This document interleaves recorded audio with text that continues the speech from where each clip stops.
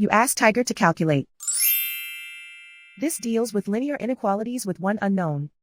The final result is g greater than 2. Let's solve it step by step. Group all constants on the right side of the inequality. Add 6 to both sides.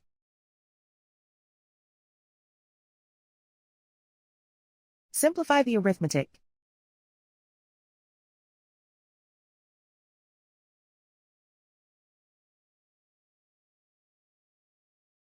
Isolate the g.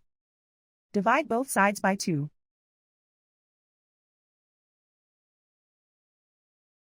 Simplify the fraction.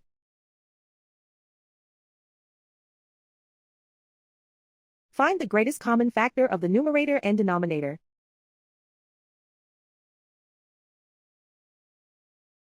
Factor out and cancel the greatest common factor.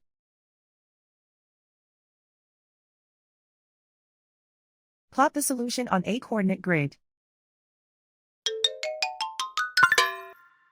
And so the final result is g greater than 2.